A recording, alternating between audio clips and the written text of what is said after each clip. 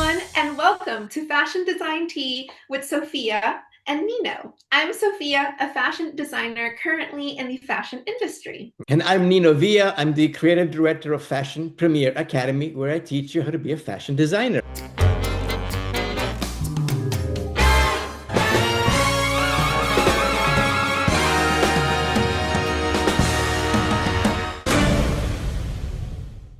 And in this podcast, we are going to explore the tea of fashion design, literally and figuratively. Cheers.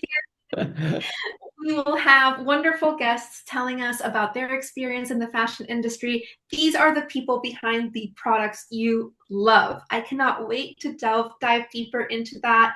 I cannot wait for all of you to learn more about us too. So today we're going to talk about how Sophia went from being a student to being an actual real fashion designer in the industry. Let's start with FIDM. Let's start with where it started, Nino. You and I met at FIDM. So Sophia was a student of mine when I was teaching at the Fashion Institute in Los Angeles, FIDM. And and she still is an amazing designer. I was fortunate enough to have her in one of my classes. And why don't you tell us a bit about the early days at FIDM? What was that? What was that like? Well, it was wonderful, Nino. For anyone that doesn't know, I am currently in Spain and I did my first year of college in Barcelona. And then I transferred to FIDM. So I went to FIDM as a transfer student with the vision in my head of one day walking the runway with my fashion model. And that dream thankfully came true, and it was a wonderful experience, which I'll tell you more about in a little bit. But my experience at FIDM was wonderful. I met a lot of amazing professors such as Nino that guided me. FIDM had a wonderful program that taught you and got you ready for the industry and for the business world, which just so you know, not all fashion schools are catered like that. And that gave me the wings to be able to then fly and work for large companies. My biggest achievement has been to be a part of Beyond Yoga. That is a company owned by Levi's, that company that makes all your jeans. um, and yeah, so my experience at FIDM was very fun. I got to create a 10-piece collection and had a huge runway show. And Nina was instrumental in forming me so that I could create such a collection. So, Nino, what was your experience like being a professor at FIDM? Mm. Um, you know, it was great being surrounded by these young, fresh minds eager to learn about the industry, about designing. So it was great to share my experience with these new students. My satisfaction was to be able to take a student from good to great. That is really an amazing feeling. There's nothing like it. So for me, it was a very positive and it was a fun experience being surrounded by creativity and just artistic minds. And not to mention that I worked very closely with the director of the fashion design department, Mary Stevens, and we created the curriculum back in the day. It That's was so really exciting. inspiring. It was really an inspiring experience. It was really cool. It was great. I love how much you care about these students comes through when you speak. And I know that you got to that place based on your own experiences when you were a young designer. I know our audience would love to know about your background with that. I went to FIT, the Fashion Institute of Technology in New York City. And whether I was lucky or talented or a bit of both, but I ended up working for Ralph Lauren for several years, which was an amazing experience. I mean, it's like la creme de la creme. You can't get any better than that. But the downside is that when I left Ralph Lauren to start designing for a company, what happened, it's a very interesting story here. I'll try to make it brief, but coming from Ralph Lauren, I thought I was on top of the world. It's like, oh, I can do no wrong. I can do whatever I want. But the truth is, you really have to know who are you designing for? Who is your customer? And I didn't get it. I was full of myself and my ego was bigger than all that. So eventually, after working at this company for two collections, they said, you know what? It's not working out. And I got fired. So it was an interesting experience because it puts you back to reality. It's like, oh shoot, now what? And then I decided to create my own brand, my own company, and eventually got to teach fashion designing at FIDM and all that. So that's my brief history in a nutshell. That's definitely fashion team, That's fashion I too, all right. I couldn't agree with you more, and I have very similar experiences.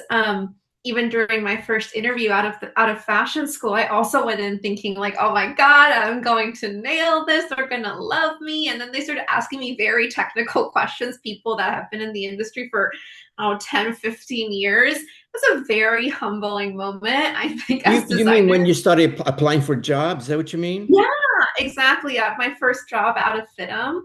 Um, and during that first interview, I had to realize, I didn't know everything that I thought I did. And it was a very humbling moment when they started questioning me on very specific things about my portfolio. Like, for those of you who don't know, when you present your designs to somebody, they might ask you a question like, oh, how did you line this dress? Or how did you I don't know. There's so many technical questions, and I don't know the answers. Um, Mm. so definitely a You know, humbling on moment. that note, I think in future episodes we should talk about the more technical aspects, if you will. We'll address things like a portfolio and what that's like, and what subjects should a student learn. I think those would be interesting and informative um, subjects to talk about, don't you think? Absolutely. I think we can do some suggestions for aspiring designers. I love that That's word. right. For aspiring designers, as to how they can succeed. Honestly, if you want to do it, you will succeed. You just need to apply yourself.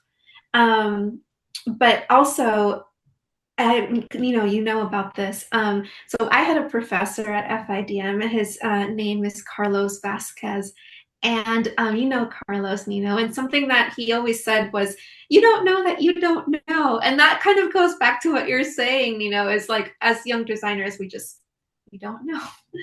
And that's actually this podcast is inspired by him because he always said we should have time where people from the fashion industry sit down and talk, and you get to learn about the people behind these amazing things that are out in our world. I mean, everything we look at every day, there is somebody behind it. So there's so many hundreds of people behind our phones, behind the shirt we're wearing, behind the earrings I'm wearing. Um, so that's what we were inspired for. Yeah, yeah.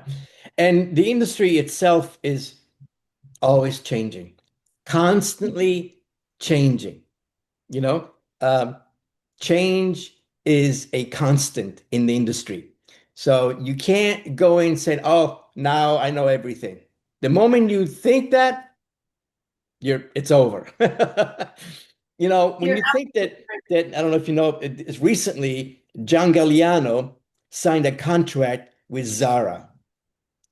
Now, Ooh, fashion team, that is like what?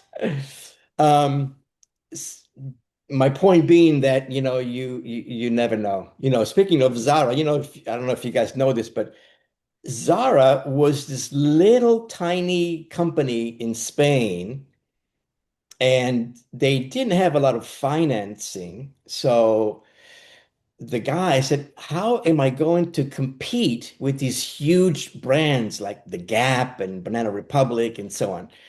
And it's the standard formula in the industry is that every season you create a new collection. That's sort of a general formula, if you will. So Mr. Zara, I forget his name now. I have to research his name, but it'll come to me. But he had an interesting approach. He said, instead of doing a collection every 3 months or so, I'm going to do a collection every 3 weeks. So every 3 weeks or 2 weeks or 4 weeks, the stores would have new merchandise in the stores all the time. So it's always fresh and the word spread. And people said, let's see what Zara is doing. And then one store became two stores and three stores and then, worldwide. But his approach was to go against the grain of the industry to create a whole new paradigm, if you will, and a whole new structure on how to create and merchandise and sell um, fashion. Anyway, A huge player in the fast fashion industry, right? And as you were talking, Nino, I researched it. His name was Amancio Ortega, there you go. in combination with his co-founder Rosalia Mera. Those were the founders of Zara. Yeah, thank you. Of course. Um, Wonderful. So after you worked at Ralph Lauren, and what experiences did you have after that before becoming a fashion professor? And I'm really interested to know, apart from wanting to teach young students and aspiring designers, which you're great at, what was your motivation to look for a job at a place like FIDM? Was FIDM your first job as a professor?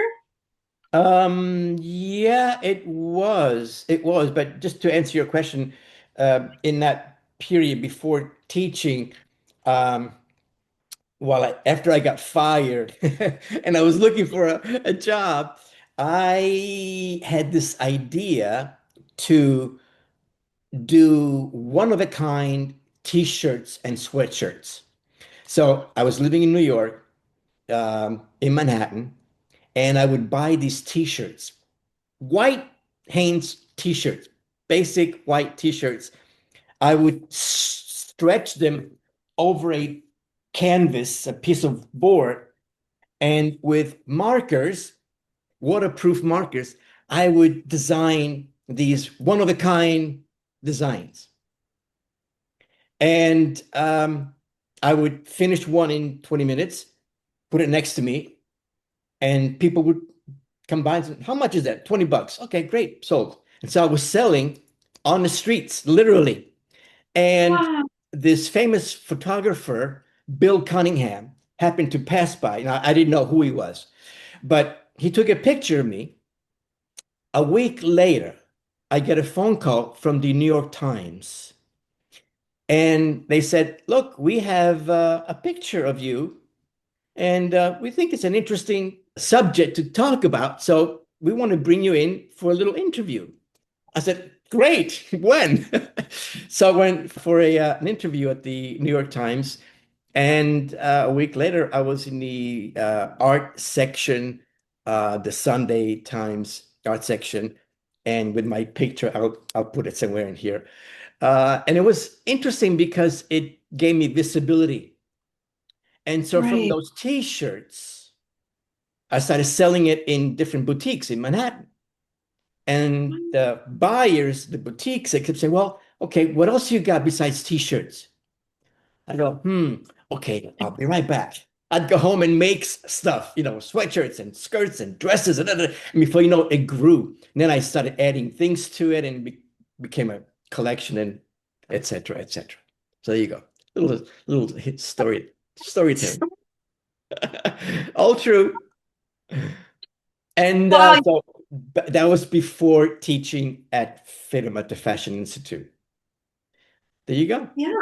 And I think that's what people don't know is frankly, you guys, I didn't know that story, and it's very inspiring. And I think that's the little nuggets of gold that you get at a fashion school, which I got a lot of from Nino. This is a new one, but is getting to know your professors, pre being professor life, because it's so inspiring, and they were exactly where you are now. Yeah, yeah. It comes down to commitment. You have to be committed to your craft, to your skills, to your passion, to your art.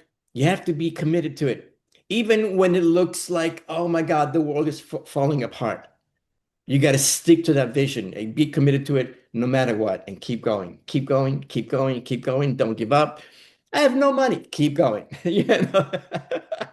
The life of an artist sometimes. And I think the other important part is to keep your connections. I mean, if when Nino was teaching portfolio to me in school, I would have never known that we were going to do this at some point. Yeah, And that's true.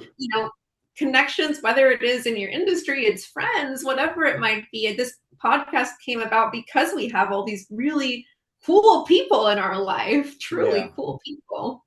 yeah, yep, that's all true. Um, all right, so I I think think we're this was great. yeah. I'm glad we got together and did this, and I look forward to our next fashion tea.